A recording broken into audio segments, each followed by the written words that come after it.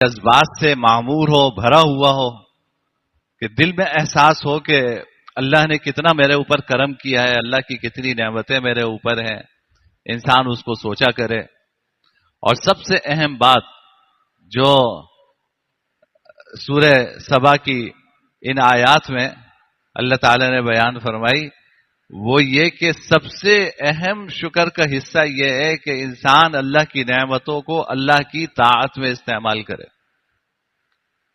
باری تعالی نے جو نعمتیں ہمیں عطا فرمائی ہیں، ہم وہ نعمتیں اللہ تعالیٰ کو خوش کرنے کے لیے استعمال کریں، وہ نعمتیں اللہ کی اطاعت کے لیے استعمال کریں۔ یہ بڑی ناشکری کی بات ہے کہ اللہ رب العزت کی نعمتیں ہم پر برسیں اور ہم وہی نعمتیں اس منعم کی معصیت و نافرمانی میں استعمال کریں۔ جو نعمت عطا فرما رہا ہے اسی کے حکم کی خلاف ورزیوں میں ہم وہ نعمتیں استعمال کریں، یہ کتنی بڑی ناشکری ہے۔ اور آج 11 ربیع الاول ہے، کل 12 ربیع الاول ہے، جس کے بارے میں یہ مشہور ہے کہ یہ جناب نبی کریم صلی اللہ علیہ وسلم کی تاریخ پیدائش ہے، طے نہیں ہے۔ 12 ربیع الاول کو آپ کی وفات تو طے ہے، لیکن تاریخی حوالوں سے زیادہ احتمال یہ ہے کہ آپ کی پیدائش 8 ربیع الاول کی ہے۔ لیکن بہرحال ہمارے یہاں معروف ہے کہ 12 ربیع الاول کو حضور اقدس سرور دو عالم صلی اللہ علیہ وسلم کی پیدائش ہے، تو اس کو ہم مناتے ہیں۔ یہاں پر ہماری بر صغیر پاک و ہند میں حضور کی پیدائش کی خوشی میں حضور کی پیدائش کا دن منایا جاتا ہے۔ دیکھیے آپ کی آمد یہ کتنی بڑی نعمت ہے، شکر کا ہی بیان چل رہا ہے، تو ذرا سوچئے کہ حضور کی اس دنیا میں آمد سے بڑھ کر اللہ کی کیا کوئی نعمت ہو سکتی ہے؟ 8 تاریخ کو پیدائش ہو یا 9 کو پیدائش ہو یا 12 کو پیدائش ہو، لیکن آپ حضور کی شکل میں اللہ نے ہمیں یہ نعمت تو عطا فرمائی نا، ہمیں نعمت تو عطا فرمائی نا کہ جب دنیا تاریکی میں ڈوبی ہوئی تھی، ضلالت اور گمراہی کی تاریکی میں ڈوبی ہوئی تھی، شرک کے اندھیروں میں ڈوبی ہوئی تھی، بھائی بھائی کا خیال نہیں کرتا تھا، باپ اپنے ہاتھوں سے بیٹیاں زندہ درگور کر دیا کرتا تھا، کیا ایک جہالت کا ایک عالم تھا۔ دنیا جس پستی میں گر سکتی تھی اس پستی میں گری ہوئی تھی۔ اس موقع پر اللہ رب العزت نے اس کائنات پر یہ احسان فرمایا کہ اپنے حبیب جناب نبی کریم سرور دو عالم صلی اللہ علیہ وسلم کا وجود عطا فرمایا ہمیں۔ آپ اس کائنات میں، آپ کو مبعوث فرمایا، آپ تشریف لائے اس کائنات میں، اور پھر 40 سال کی عمر میں آپ کو نبوت سے سرفراز فرمایا، اور 23 سال کی محنت میں آپ نے اس امت کو جہالت سے نکال کے اخلاق کی بلندیوں پہ کھڑا کر دیا۔ یعنی 23 سال سے پہلے یہ کیا تھی اور 23 سال کے بعد یہ مخلوق کیا ہو گئی، دنیا حیران ہے کہ اتنا زبردست قسم کا انقلاب 23 سال میں کوئی بڑے سے بڑا لیڈر اس کائنات کا نہیں لا سکا۔ آپ 23 سال پہلے کے حالات پڑھیے اور پھر 23 سال بعد کے حالات دیکھیے کہ جب دنیا سے رخصت ہو رہے ہیں تو 1 لاکھ سے زیادہ صحابہ کرام کا مجمع چھوڑ کے جا رہے ہیں۔ حجۃ الوداع میں 1 لاکھ سے زیادہ صحابہ کرام نے آپ کے ساتھ حج کیا، یہ مجمع تیار کر کے جا رہے ہیں، اور وہ کیا خوبصورت گلدستہ تیار کر کے گئے کہ کوئی ابو بکر صدیق ہے، کوئی عمر فاروق ہے، کوئی عثمان غنی ہے، کوئی علی مرتضی ہے، کوئی حسنین ہے، کوئی معاویہ ہے۔ یہ ایک مختلف رنگوں پہ مشتمل پھولوں کا گلدستہ حضور امت کو عطا فرما کے چلے گا۔ 23 سال میں انقلاب برپا ہو گیا۔ جو اپنی بچیاں زندہ درگور کیا کرتے تھے، اللہ نے اسلام کی دولت نصیب فرمائی. ایک صحابی اسلام لائے، کہا یا رسول اللہ میں نے 10 بیٹیاں اپنے ہاتھ سے زندہ دفنائی ہیں. آپ رونے لگے کہ کیسا تمہارا دل تھا، تم کیسے لوگ تھے. 10 بیٹیاں، بیٹیاں جیسی پیاری نعمت اپنے ہاتھ سے تم نے دفنائی ہے. وہی اسلام لانے کے بعد ان بیٹیوں کو کندھوں پہ رکھ کے پھر رہے، ان کو سینے سے لگا کے پھر رہے. سب کچھ بدل کے رہ گیا. تو کتنی بڑی نعمت اللہ تعالیٰ نے آپ کی شکل میں ہمیں عطا فرمائی. اور خاص طور پہ میں اور آپ جو ہم بر صغیر پاک و ہند کے رہنے والے ہیں، کہنے کو سبھی یہ کہتے ہیں کہ میرے ابا مدینہ سے آئے تھے اور میرے دادا جو ہے وہ مکہ سے آئے تھے اور میرے پڑ دادا جو ہے وہ طائف سے اور فلاں جگہ سے آئے تھے. کسی کا باپ جو ہے اس میں کوئی اوپر جا کے سنگھ ہے اور کسی کا باپ جو ہے اس میں کوئی ہندو ہے. بھائی ہم یہاں پہ بر صغیر پاک و ہند میں بستے ہیں. ہمارے اوپر 3-4 پشتوں سے پہلے کیا تھا؟ وہی تاریکی تھی. اللہ نے آپ علیہ الصلوۃ والسلام کی بدولت ہمیں یہ ایمان کی دولت نصیب فرمائی. حضرات صحابہ کرام اپنا وطن چھوڑ کر کابل تشریف لائے، اپنا وطن چھوڑ کر سندھ تشریف لائے، مختلف علاقوں میں پھیلے، وہاں جا کر دین کی دعوت دی، دین کی محنت کی. اور آج حضور اقدس سرور دو عالم صلی اللہ علیہ وسلم اور ان کے صحابہ کرام کی بدولت ہمیں یہ کلمہ نصیب ہے. میں تو دنیا کا نہیں سوچتا، میں تو یہ سوچتا ہوں کہ اگر حضور نہ آتے تو ہم کہاں ہوتے؟ ہمیں ایمان کی دولت کیسے ملتی؟ ہم بھی اس پستی میں اور تاریکی میں پڑے رہتے. یہ تو حضور کے آنے کی برکت ہے، آپ کی قربانی ہے، آپ کی محنت ہے کہ ہمیں کلمہ نصیب ہے. ہمیں اللہ رب العزت نے ایمان کی دولت عطا فرما دی. بہت بڑی نعمت ہے. لیکن پھر وہی بات کہ بھائی نعمت پہ شکر کیسے کرو، جو میں 3-4 ہفتوں سے آپ سے عرض کر رہا ہوں. حضور کا آنا اس سے بڑی کوئی نعمت اس کائنات میں نہیں ہو سکتی. لیکن سوال یہ ہے کہ حضور کی آمد کی اس نعمت پر ہم اللہ تعالیٰ کا شکر کیسے ادا کریں. حضور اکرم سرور دو عالم صلی اللہ علیہ وسلم نے ہمارے لیے جو قربانیاں دی ہیں، ہم اس قربانی کا شکر کیسے ادا کریں. زبان سے تو اللہ کا شکر ادا کرنا ہی چاہیے کہ یا اللہ تو نے یہ نعمت عطا فرمائی، یہ دولت عطا فرمائی. دل بھی شکر کے جذبات سے معمور ہونا چاہیے. حضور کی محبت آپ کے دل میں معجزن ہونی چاہیے کہ حضور کی شکل میں اللہ نے یہ نعمت عطا کی. یہ نعمت نہ ہوتی تو پتہ نہیں کن گمراہیوں کے گھڑوں میں ہم رہتے.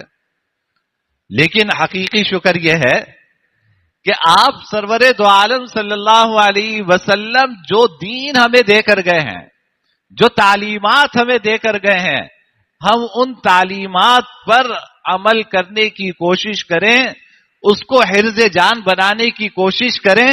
حقیقی شکر یہ ہے. بھائی دیکھو ابا کے کتنے احسانات ہیں. آپ کہیں ابا آپ نے تو میرے لیے یہ کیا، یہ کیا، یہ کیا، یہ کیا، سب کچھ کیا. ابا کہے پانی لیا ہے، پانی لے ذرا پانی پلا دو، تو آپ چھوٹے بھائی سے کہہ دینا میں ذرا مصروف ہوں. اب بتائیے آپ نے ابا کی کتنی قدر کر لی، کتنی قدر کر لی آپ نے. زبان سے تو بہت کچھ کہہ دیا آپ نے اپنے ابا کے بارے میں کہ آپ نے تو میرے لیے یہ کیا، یہ کیا. ابا نے کہا پانی لا دو، آپ جو ہے وہ اس سے کہہ دیں. تو یہ قدر ہے. حضور کی محبت کے دعوے اتنے اتنے اتنے اتنے دعوے، سب کچھ دعوے. حضور کہتے ہیں میری آنکھوں کی ٹھنڈک نماز میں ہے. بتاؤ کہ نماز کا اہتمام کیا نہیں کیا. میں آج ایک حدیث پڑھ رہا تھا، امام بخاری نے یہ حدیث الادب المفرد میں ذکر کی ہے. یہ اس دن کی بات ہے جس دوپہر کو حضور دنیا سے رخصت ہوئے ہیں. حضرت علی رضی اللہ تعالیٰ عنہ کی روایت ہے. حضرت علی فرماتے ہیں کہ حضور کی طبیعت میں، آپ کو پتا ہے کہ اس دن فجر میں طبیعت بہتر تھی، اور آپ صلی اللہ علیہ وسلم نماز کے لیے بھی 2 سہارے سے تشریف لائے. صحابہ بڑے خوش ہوئے کہ اتنے دنوں بعد حضور کی زیارت ہوئی ہے، آپ اپنے گھر سے باہر تشریف لائے ہیں. تو سب بڑے خوش تھے کہ آج طبیعت میں بہتری ہے، لیکن کیا پتا تھا کہ یہ بہتری جو ہے یہ زیارت آخری زیارت ہے. حضرت علی فرماتے کہ آپ کا سر مبارک میرے بازوؤں پہ تھا. حضور نے مجھ سے کہا کہ علی کوئی پلیٹ یا برتن لے کر آؤ، میں تمہیں ضروری کچھ باتیں لکھوانا چاہتا ہوں.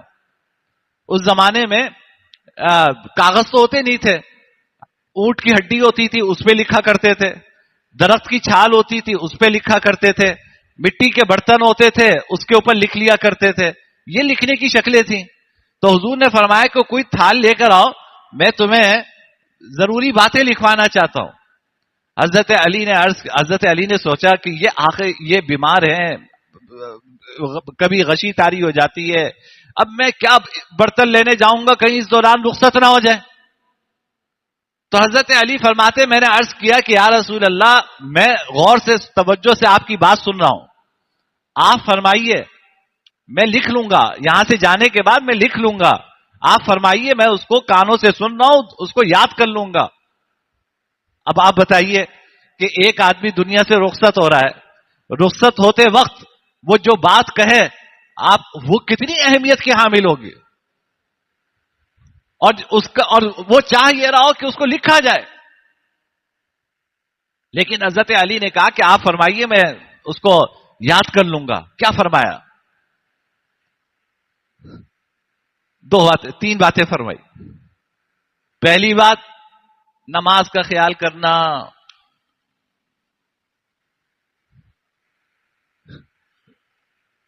جو وفات سے 3 دن پہلے بھی یہ واقعہ پیش آیا تھا، جس کو ایک فرقہ روتا رہتا ہے کہ 3 دن پہلے بھی حضور نے فرمایا تھا کہ کوئی کاغذ لاؤ، میں تمہیں کچھ باتیں لکھوانا چاہتا ہوں. تو حضرت عمر رضی اللہ تعالیٰ عنہ موجود تھے. آپ نے عرض کیا کہ یا رسول اللہ، ساری چیزیں تو آپ بتا گئے ہیں، قرآن چھوڑ گئے ہیں ہمارے لیے، آپ کی تعلیمات ہمارے پاس ہیں، اس وقت آپ اپنے آپ کو مشقت میں نہ ڈالیں، اپنے آپ کو مشقت میں نہ ڈالیں، تکلیف میں نہ ڈالیں. اللہ آپ کو صحت دیں گے، آپ پھر لکھوا دیے گا. اس کو روتے ہیں، کہتے ہیں کہ حضور حضرت علی کے بارے میں، حضرت علی کی خلافت کے بارے میں لکھوانا چاہتے تھے، عمر نے لکھنے نہیں دیا. عمر نے لکھنے نہیں دیا. حضور تو وہ لکھوانا چاہ رہے تھے. اب پتہ چلتا ہے بخاری کی روایت سے حضور کیا لکھوانا چاہ رہے تھے.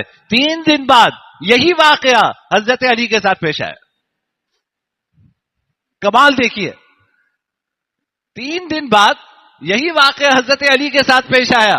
حضرت علی بھی تو لکھنے کے لیے کوئی چیز نہیں لائے، تو ان کو کیوں نہیں کہتے کہ وہ انہوں نے چھپا لی چیزیں؟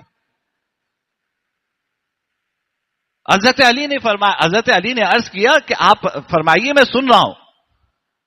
وہ تھی بات جو 3 دن پہلے کہنا چاہتے تھے، لکھوانا چاہتے تھے، غشی تاری ہو گئی، طبیعت خراب ہوئی، نہیں لکھوا سکے، نہیں کہہ سکے. مرنے سے کچھ گھنٹے پہلے، وفات سے کچھ گھنٹے پہلے حضور نے جو وصیت فرمائی، جاتے جاتے جاتے جاتے وہ وصیت کیا فرمائی، آپ اندازہ کیجئے کہ میں اور آپ محبت کے دعوے میں کتنے سچے ہیں. فرمایا کہ نماز کا خیال کرنا، زکات کا خیال کرنا، اور تیسری بات اپنے ماتحت لوگوں کا خیال کرنا. یہ ہے نبی رحمت، یہ ہے رحمت دو عالم، جو دنیا سے رخصت ہوتے ہوتے کیا کہہ کے جا رہا ہے. اس کو یہ کہنے کی ضرورت نہیں ہے کہ میرے مرنے کے بعد کون خلیفہ بنے گا. جس نے 17 نمازیں پڑھائیں وہ پتہ ہے کہ خلیفہ وہی بنے گا. جو غار کا یار رہا، خلافت اسی کو ملے گی. جو مقام صدیقیت پہ فائز ہوا، لوگ اسی کو میرا جانشین سمجھیں گے. مجھے کوئی لکھوانے کی ضرورت نہیں ہے. مجھے جو کہنا ہے وہ یہ کہنا ہے کہ نماز کا خیال کرنا، نماز کا خیال کرنا. یہ جاتے جاتے یہ فرما رہے ہیں. اب سوچئے کہ ہمارا عمل کیا ہے. ہم محبت کا دعویٰ کرتے ہیں. الحمدللہ ہر مسلمان اپنی جان کیا، ایک جان کیا ہزاروں جان حضور کے لیے قربان کر سکتا ہے. اللہ کا شکر ہے کہ ہمارے دلوں میں حضور کی محبت بھری ہوئی ہے. لیکن حضور کی محبت کا تقاضا کیا ہے؟ حضور کی محبت کا تقاضا یہ ہے کہ حضور جاتے جاتے جو وصیت کر کے گئے، جو فرما کر گئے، خدا کے واسطے جانے والے کی اس وصیت پہ عمل کر لو. انسان بڑھتے بڑھتے جو کہتا ہے نا، لوگوں کے دلوں میں اس کا بڑا احترام ہوتا ہے کہ دیکھو ابا وفات سے پہلے یہ کہہ کر گئے ہیں تو ہمیں ابا کی یہ بات پوری کرنی ہے، یہ ان کی وصیت کے احترام کا تقاضا ہے.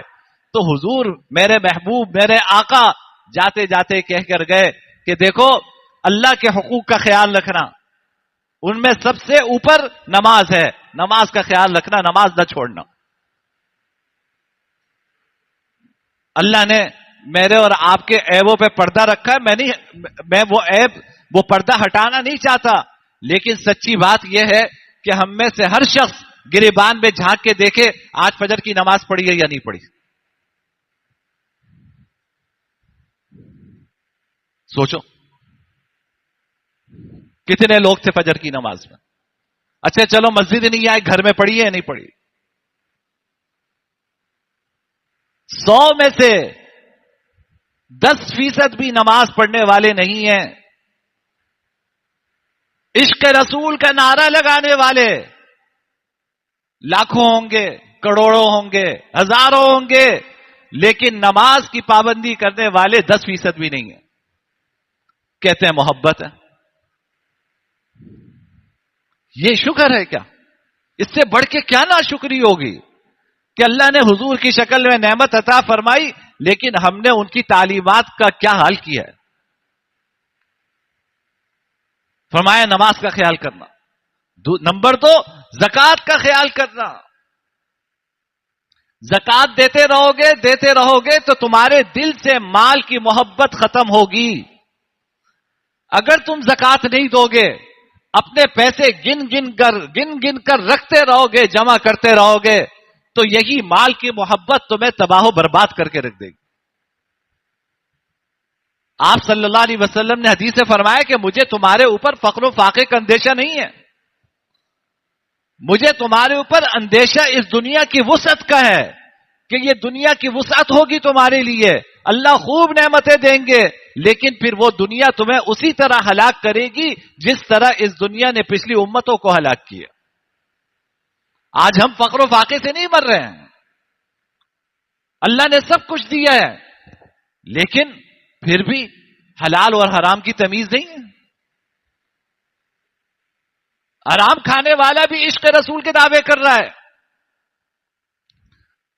اس نے رشوت لی ہوگی، پورے سال اس نے رشوت لی ہوگی، پھر اپنی اس رشوت کی وجہ سے انسان ہے نا، مسلمان ہے، تو مسلمان کے اندر اللہ نے کوئی دل تو رکھا ہے نا، وہ دل کچوکے مارتا ہے کہ تو کیسا انسان ہے، کیسا مسلمان ہے، تو رشوت لیتا ہے لوگوں سے، تو حرام کھاتا ہے. تو اپنے دل کو تسلی دینے کے لیے گھر پہ چراغا کر لیا ہوگا تاکہ دل سو جائے، اور اس دل کو آپ یہ سمجھا سکیں کہ یار میں نے رشوتیں لی ہیں، میں نے حرام کھایا ہے، میں نے چیزوں میں ملاوٹ کی ہے، میں نے لوگوں کو مہنگی چیزیں جب ان کی ضرورت کا وقت تھا اس وقت چیزیں مہنگی کر کے میں نے بیچی ہیں، لیکن میں نے گھر پہ چراغا تو کر لیا نا. اور میں ہر سال حج پہ بھی جاتا ہوں، میں ہر سال ایک عمرہ بھی کرتا ہوں، اور ربیع الاول کا جلوس بھی نکالتا ہوں، تو ہو گیا نا سارا مسئلہ حل. یہ سوائے دل کو تسلی دینے کے کچھ نہیں ہے،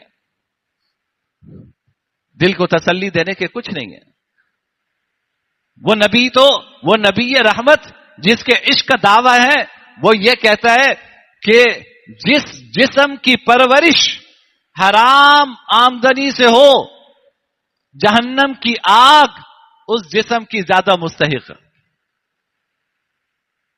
وہ نبی رحمت یہ کہتا ہے کہ حرام کھانے والے کی دعا سر سے اوپر نہیں اٹھتی، دعا نہیں قبول ہوتی۔ وہ نبی رحمت یہ کہتا ہے ان الذین یأکلون اموال الیتامی ظلما، جو لوگ یتیموں کا مال ظلم کر کے کھاتے ہیں یعنی حرام کھاتے ہیں، ان الذین یأکلون اموال الیتامی ظلما انما یأکلون فی بطونہم نارا، وہ اپنے پیٹ میں جہنم کے انگارے بھر رہے ہیں، وہ اپنے پیٹ میں جہنم کے انگارے بھر رہے ہیں۔ وہ تو یہ کہہ رہا ہے، اور آپ سب کچھ حرام کھانے کے بعد آپ چراغا کر لیتے ہیں، آپ جلوس میں جا کے نعرے لگا لیتے ہیں، نہ جلوس سے پہلے کی نماز کی فکر، نہ جلوس کے بعد کی نماز کی فکر، آپ کہتے ہیں کہ جی میں نے تو عشق رسول کے سارے تقاضے پورے کر دیے۔ یہ کس کو بیوقوف بنایا جاتا ہے؟ اللہ اور اس کے حبیب کو آپ بیوقوف بنا رہے ہیں۔ قرآن کریم کہتا ہے تیسرے پارے میں قل ان کنتم تحبون اللہ فاتبعونی یحببکم اللہ۔ اللہ اکبر، کیا آیت ہے! اے محمد، آپ اپنی امت سے کہہ دیجئے کہ اگر تم اللہ سے محبت کرنا چاہتے ہو، اگر تم اللہ سے محبت کرنا چاہتے ہو، فاتبعونی، ان سے کہیے کہ میری اتباع کرو، محمد کی اتباع کرو۔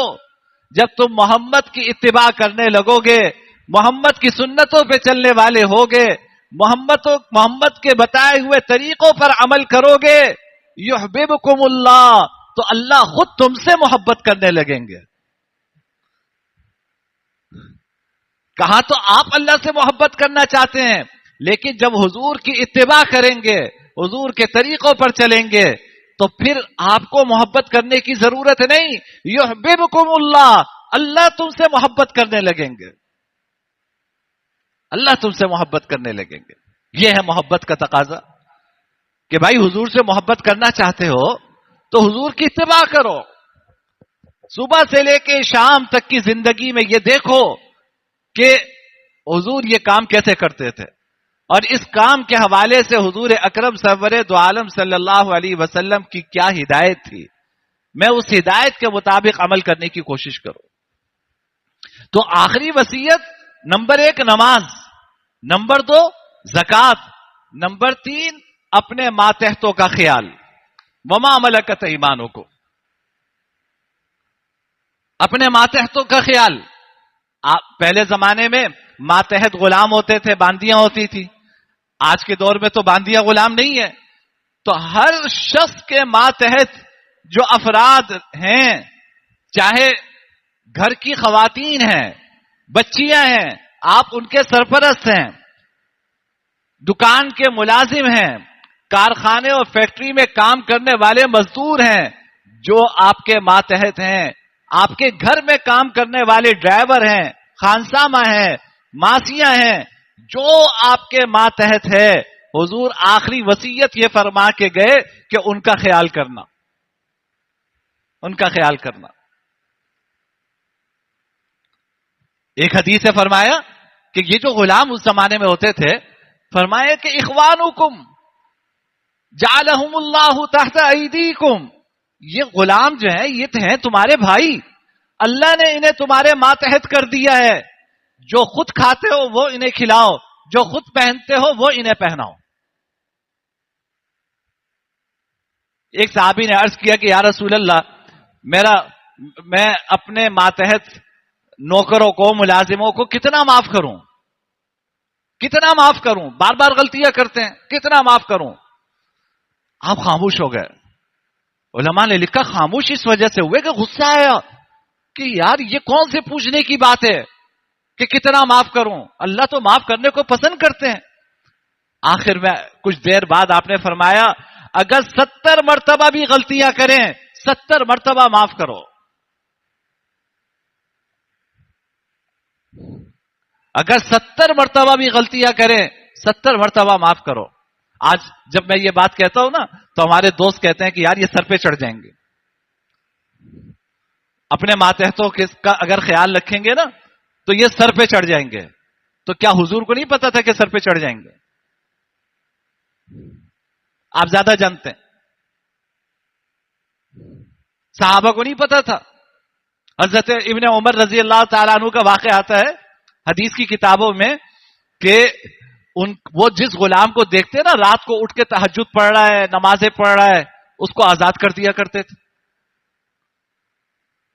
تو لوگوں نے کہا کہ یہ بڑے میاں بیوقوف ہو گئے، ان کا دماغ جو ہے نا وہ اپنا کام نہیں کر رہا، یہ بیوقوف ہو گئے، غلام ان کو دھوکہ دیتے ہیں، جب ان کو دیکھتے ہیں مصلی پہ کھڑے ہو کے نماز کی نیت باندھ لیتے ہیں، یہ آزاد کر دیتے. تو کسی نے حضرت ابن عمر سے کہہ دیا، حضرت ابن عمر سے کہا کہ جب آپ کو یہ آتا ہوا دیکھتے ہیں نا تو یہ نماز کی نیت باندھ لیتے ہیں اور آپ ان کو آزاد کر دیتے ہیں، تو سارا کچھ کیا آزاد کر کے ختم کر دیں گے؟ تو کیا فرمایا؟ کاش کے اپنے دل پہ سونے کے پانی سے آپ یہ جملہ لکھیں. فرمایا لوin خدعنا فی اللہ لو خدعنا فی اللہ ان خدعنا لہ. اگر یہ اللہ کا نام لے کر ہمیں دھوکہ دیں گے تو ہم دھوکہ کھا جائیں گے. یہ تھے صحابہ. اگر یہ اللہ کا نام لے کر ہمیں دھوکہ دینے کی کوشش کریں گے، یعنی نماز پڑھ کے دھوکہ ہی تو دے رہا ہے وہ، کہ جب دیکھ رہا ہے کہ بڑے میاں آ رہے ہیں نماز کی نیت باندھ لی تاکہ آزاد کر دے. تو فرمایا کہ اگر یہ اللہ کا نام لے کر ہمیں دھوکہ دیں گے ان خدعنا لہ، ہم جانتے ہوئے بھی دھوکہ کھا جائیں گے، ہم جانتے ہوئے بھی دھوکہ کھا جائیں گے. آپ کہتے ہیں کہ جی میں خیال کروں گا تو سر پہ چڑھ جائے گا. اچھے اخلاق سے پیش آنے سے کبھی کوئی انسان کو نقصان نہیں ہوتا. ما کان الرفق فی شیء الا زانا. حضرت عائشہ فرماتی ہیں حضور کی حدیث کہ نرمی، خوش اخلاقی کسی بھی چیز میں ہوتی ہے اس کے اندر خوبصورتی اور زینت پیدا کرتی ہے. آپ کہتے ہو سر پہ چڑھ جائے گا. یہ وصیتیں ہیں. وقت زیادہ ہو گیا میرے بھائی. خلاصہ میری گفتگو کا یہ ہے کہ جناب نبی یہ کریم سرور دو عالم صلی اللہ علیہ وسلم سے محبت کا تقاضا یہ ہے کہ حضور کی تعلیمات پہ عمل کریں، حضور کی سیرت پہ عمل کریں. یہاں سیرت کی 4-5 کتابیں الٹے ہاتھ پہ الماری میں رکھی ہوئی ہیں، کھول کے دیکھ لیں کہ حضور کاروبار کے لیے حضور کی کیا ہدایات تھی، گھر میں بیوی بچوں سے بات کرنے کے لیے ان کے ساتھ کیسا رویہ حضور اختیار کرتے تھے. یہ محبت ہے نا کہ آپ جس سے محبت کرتے ہیں اس کی تعلیمات کو اپنی آنکھوں کا سرما بنائیں، ان کی تعلیمات پر چلیں، ان کی سنتوں کو اپنائیں. یہاں داڑھی کیوں نہیں رکھتے جی؟ اس وجہ سے نہیں رکھتے کہ لوگ کہیں گے مولوی بن گیا. اچھا جی یہ تانا ملا، آپ نے دین کا یہ ایک حکم چھوڑ دیا. کل تانا ملے گا کہ یہ تو نمازی ہو گیا، نماز چھوڑ دو گے. تو یہ حضور کی محبت ہے. صحابہ کرام نے حضور کی محبتوں کے لیے کیا کیا تانے برداشت کیے ہیں. ایک صحابی ایک بادشاہ کے دربار میں تھے، لقمہ گر گیا. لقمہ آپ کو پتہ ہے نا حضور کی سنت کیا ہے کہ جب لقمہ زمین پہ گر جائے تو اس کو صاف کر کے کھا لو یا ایک طرف ڈال دو، رزق ضائع نہ کرو. یہ حضور کی سنت ہے. تو اب لقمہ اٹھانے لگے نا، کسی نے کوہنی ماری، ابھی کیا کر رہا ہے یار، لوگ کیا کہیں گے. بادشاہ کا دربار ہے، رستم کا دربار تھا، شاہ ایران کا. کیا کہنے لگے؟ اترک سنت حبیبی لہؤلاء الحمقاء، کیا میں ان بیوقوفوں کی وجہ سے اپنے حبیب کی سنت چھوڑ دوں؟ کیا میں ان بیوقوفوں کی وجہ سے اپنے حبیب کی سنت چھوڑ دوں؟